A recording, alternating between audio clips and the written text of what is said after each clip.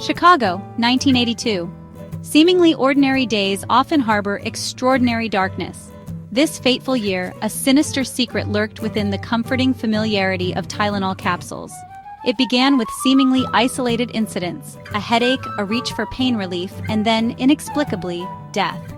12-year-old Mary Kellerman of Elk Grove Village became the first victim.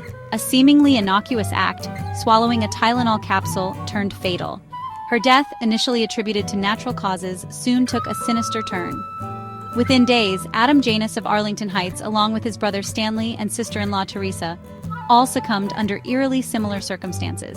The common thread? Extra-strength Tylenol capsules. Panic-stricken, authorities descended upon stores, pulling the seemingly ubiquitous medication from the shelves. A frantic search for the source of the poisonings began. Then came the horrifying discovery. The Tylenol capsules had been laced with potassium cyanide, a deadly poison capable of killing within minutes. The news spread like wildfire.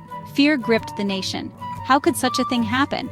Who would deliberately target innocent people with a popular over-the-counter medication? The Tylenol murders, as they came to be known, had shaken America to its core. Headlines screamed the horrifying news. Television screens buzzed with urgent updates. The nation held its breath, united in fear and disbelief. The Tylenol poisonings weren't merely a local tragedy, they were a nationwide epidemic of terror. Public reaction was immediate and visceral.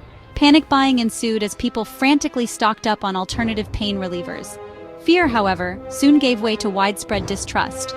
Could any medication be trusted? The once benign medicine cabinet now seemed like a potential arsenal of death.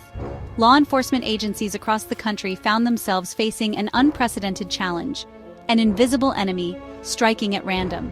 The investigation was sprawling and complex, with hundreds of agents working tirelessly to trace the source of the contaminated capsules. The FBI, the Food and Drug Administration, and local authorities joined forces in a desperate race against time. The pressure was immense.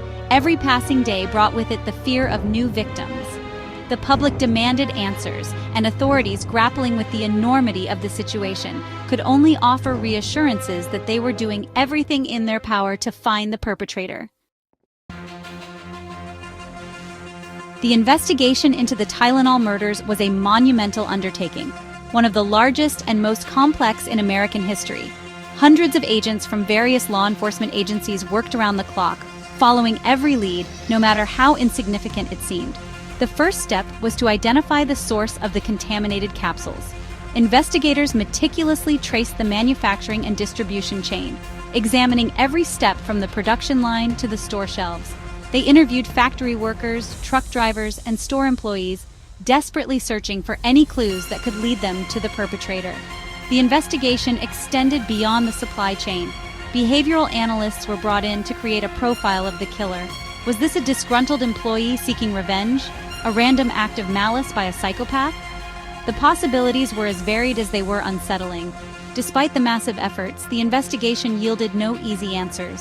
The perpetrator, a phantom operating in the shadows, seemed to have vanished without a trace. The lack of answers only fueled the public's fear and anxiety. The Tylenol murders had exposed a chilling vulnerability in American society, a vulnerability that no one knew how to address. Ripple effects of fear, empty shelves, and shattered trust. The Tylenol poisonings extended far beyond the immediate victims. The nation was gripped by fear, and trust in everyday products was shattered. Supermarkets resembled ghost towns as consumers cleared shelves. The economic fallout was immediate and severe. Johnson & Johnson faced an unprecedented crisis. Their flagship product was now synonymous with danger. The company's stock plummeted, and their reputation hung in the balance. Beyond the economic impact, the Tylenol murders had a profound psychological effect. People became wary of even the most mundane activities. The fear was palpable, a dark cloud hanging over the nation's psyche. The crisis highlighted the vulnerability of a society reliant on mass-produced goods.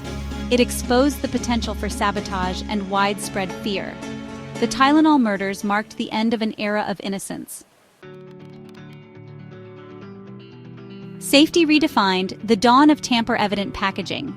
In the aftermath of the Tylenol poisonings, a wave of innovation swept through the pharmaceutical industry and beyond. The need for tamper-resistant packaging became abundantly clear, and companies scrambled to develop new methods to ensure the safety of their products. Johnson & Johnson, determined to regain public trust, led the charge. They introduced the first tamper-resistant packaging for over-the-counter medications, featuring glued boxes, sealed bottles, and plastic wraps. These innovations, revolutionary at the time, quickly became the industry standard. The FDA, spurred by the crisis, implemented stricter regulations for the packaging of food and drugs.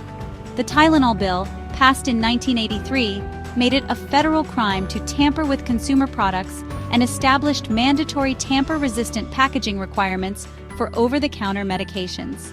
The Tylenol murders, as tragic as they were, became a catalyst for positive change. They forced industries to prioritize consumer safety and led to the development of technologies and regulations that continue to protect us today. The legacy of those tragic events lives on in the tamper-evident packaging that we now take for granted. A legacy of vigilance, the enduring impact on consumer protection. The Tylenol murders of 1982 left an enduring mark on American society. They highlighted the vulnerability of consumer products. The crisis ushered in a new era of consumer awareness. Tamper-evident packaging became standard practice. Advancements in product tracking and tracing followed.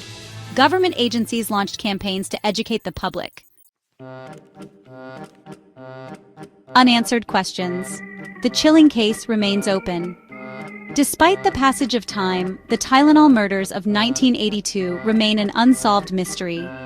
The perpetrator or perpetrators of this heinous act have never been brought to justice, leaving a lingering sense of unease and unanswered questions.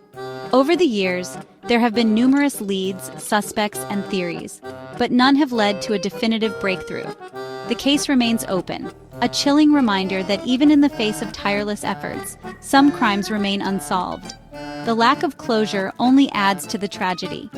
The families of the victims continue to live with the pain of loss and the frustration of not knowing who was responsible or why their loved ones were targeted.